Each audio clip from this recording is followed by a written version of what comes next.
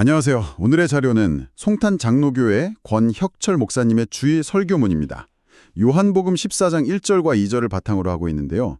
이 설교문이 아주 뭐랄까 도발적인 상상으로 시작을 해요.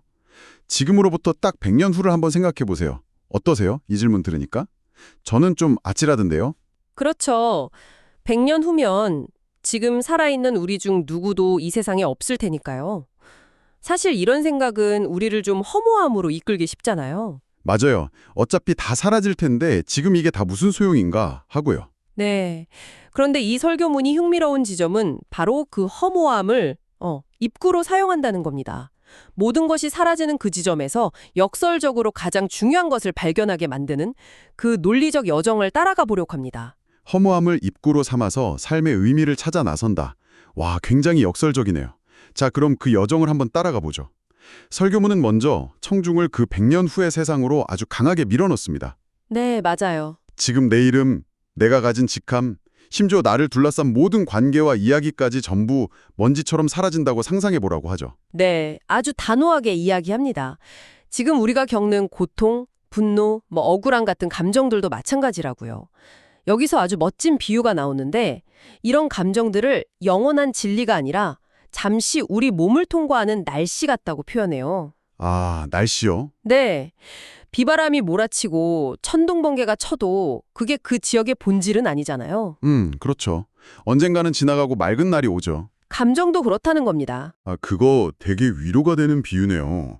지금 당장 화가 나서 미칠 것 같아도 이건 그냥 지나가는 소나기야 라고 생각하면 한 발짝 떨어져서 볼 수 있을 것 같아요. 그런데 설교문은 여기서 그치지 않죠.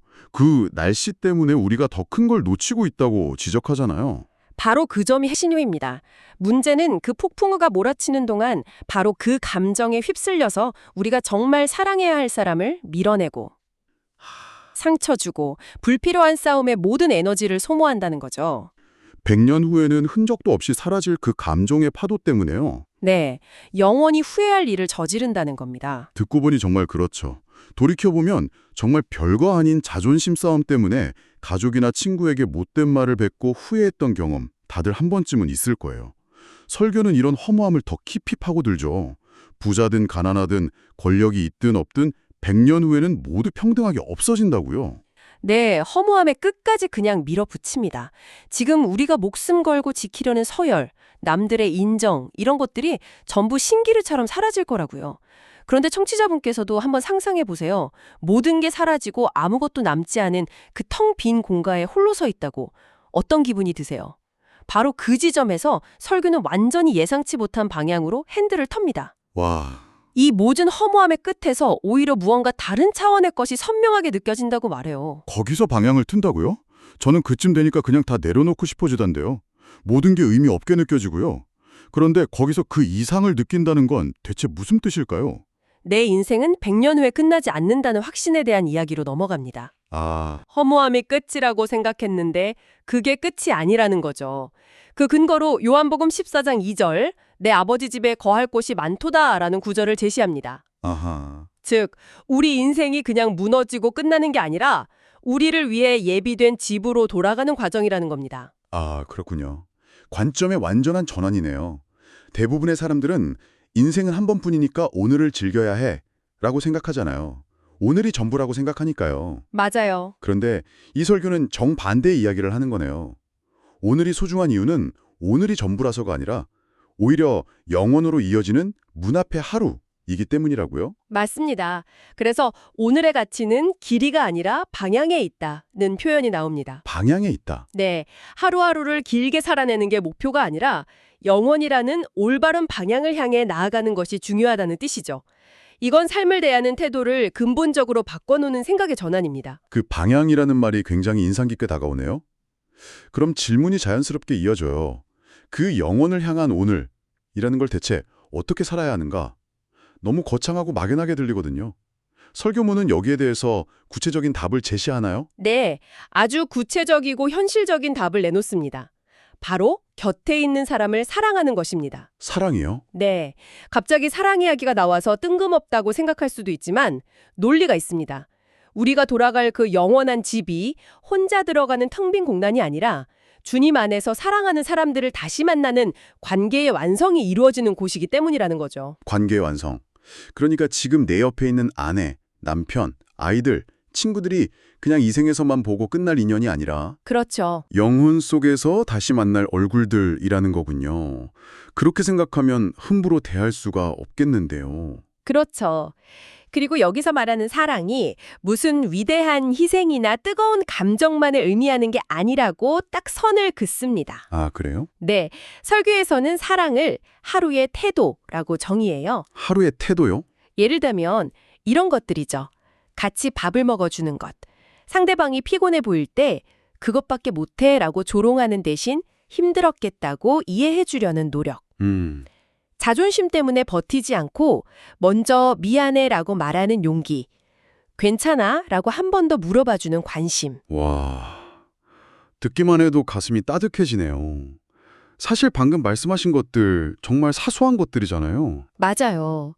그런데 돌이켜보면 우리가 가장 가까운 사람들에게 제일 못하는 것들이기도 하고요. 바쁘다는 핑계로, 피곤하다는 핑계로 너무 쉽게 놓쳐버리는 것들이죠. 그래서 설교문에서 이런 구절이 나옵니다. 사랑만큼 나중이 보장되지 않는 것이 없다. 아, 우리는 돈 버는 일, 성공하는 일은 급하다고 생각하면서 사랑은 나중에 여유가 생기면 해도 된다고 미루잖아요. 그렇죠. 하지만 그 나중은 영원히 오지 않을 수도 있다는 거죠. 100년 후를 상상했을 때 내가 얼마나 많은 돈을 벌었고 얼마나 높은 자리에 올랐는지는 아무 의미가 없지만 나는 과연 그 사람을 충분히 사랑했는가라는 질문은 끝까지 남는다는 겁니다. 결국 돌아갈 집에 있는 사람은 오늘의 관계를 소중히 여길 수밖에 없다는 결론으로 이어지는 거군요. 허무함에서 시작해서 영원한 집을 이야기하고 그 결론이 결국 오늘 내 옆 사람에게 건네는 따뜻한 말 한마디로 돌아온다는 구조가 정말 대단하네요. 네, 맞습니다. 그런데 이 돌아갈 집이라는 개념, 즉 천국에 들어간다는 것을 설명하기 위해 아주 강렬한 비유를 하나 사용하죠. 네, 바로 입국 비자 이야기입니다. 이 부분이 굉장히 현실적이고 처절해서 기억에 남아요. 더 나은 삶을 찾아서 멕시코 국경을 넘어 미국으로 들어가려는 사람들의 상황을 생생하게 묘사합니다. 그 사람들은 그야말로 목숨을 겁니다. 전 재산을 브로커에게 주고 사막을 건너고 강을 건너죠. 그 과정에서 가족이 뿔뿔이 흩어지기도 하고 갱단하게 납치되거나 가진 것을 다 빼앗기는 일도 비일비재하다고 하죠. 그렇죠. 죽음의 위험을 무릅쓰고서라도 이 땅에 더 나은 나라에 들어가기 위해 그야말로 눈물겨운 분투를 하는 겁니다. 네. 설교문은 이 끔찍하고 절박한 현실을 그대로 보여준 뒤에 우리에게 질문을 휙 던지죠. 그런데 우리는 어떻게 천국에 들어가는가? 그렇죠. 그 국경을 넘는 사람들처럼 우리도 무언가 대가를 치르고 목숨을 건 노력을 하고 자격을 갖춰야만 들어갈 수 있는 곳인가? 라는 질문을 던지게 만들죠. 네. 그리고 그에 대한 답으로 예수님의 십자가가 우리의 입국 비자다라고 선언합니다. 입국 비자다? 네. 우리가 우리의 힘과 노력으로 국경을 뚫고 들어가는 게 아니라는 거죠. 그러니까 이미 누군가가 우리 대신 비자 발급 비용을 전부 지불해 놓은 상태라는 거네요. 맞습니다. 우리는 그저 그 비자를 받기만 하면 되는 거고요.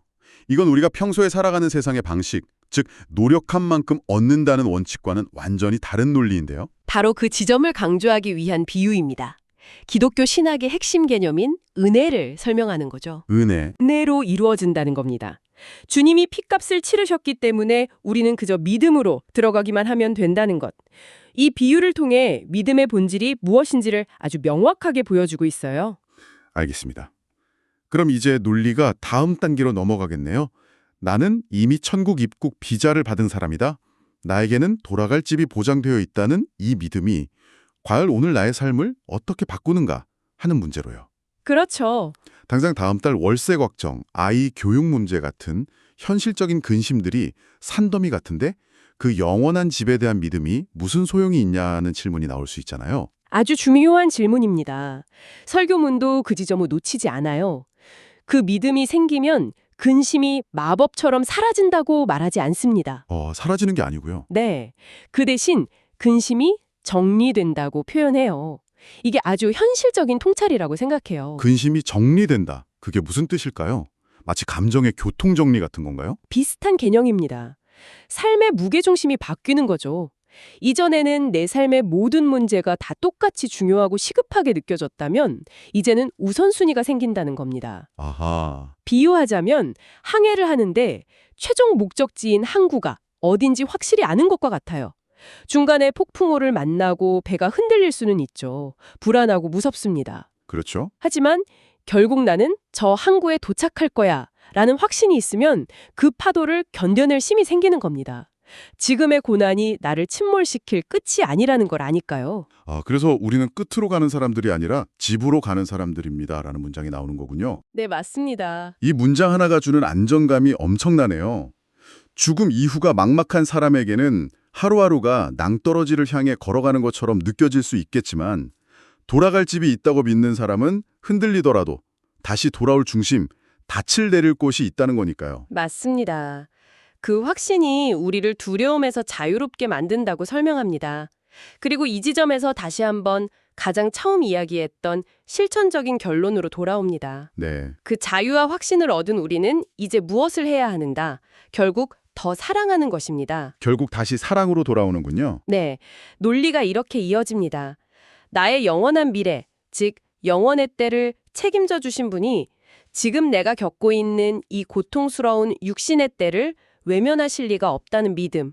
그 믿음이 있다면 우리는 오늘을 그저 미워하고 원망하며 버티는 게 아니라 그럼에도 불구하고 사랑을 실천하며 살아내는 사람이 될 수 있다는 거죠. 견디는 게 아니라 살아내는 거요? 네, 고통이 사라져서가 아니라 고통을 대하는 태도가 바뀌는 겁니다. 견디는 시간이 살아내는 시간으로요. 오늘 이 설교문을 쭉 따라와 보니 거대한 시간 개념과 영원이라는 추상적인 믿음이 결국 오늘 내 옆에 있는 사람에게 건네는 아주 작은 친절, 따뜻한 말 한마디로 구체화된다는 구조가 정말 인상적입니다. 그렇죠. 100년 후라는 상상에서 시작해서 지금 여기에 소중함으로 끝을 맺네요. 맞습니다. 그래서 마지막에 나오는 이 문장이 긴 여운을 남깁니다. 살아있다는 것은 시간이 흐르는 게 아니라 사랑할 기회가 남아있다는 것이다. 와, 이 설교의 논리를 따라가다 보면 이것이 단지 신앙적인 메시지를 넘어서 우리 모두에게 던지는 질문처럼 들립니다. 아니라 당신 곁에 있는 사람들과 의미 있는 관계를 맺고 사랑을 표현할 수 있는 다시는 돌아오지 않을 한정된 기회의 묶음이라고 생각한다면 어떨까요? 그런 관점으로 본다면 오늘 하루 당신은 어떤 아주 작은 행동을 어제와는 다르게 해보시겠습니까?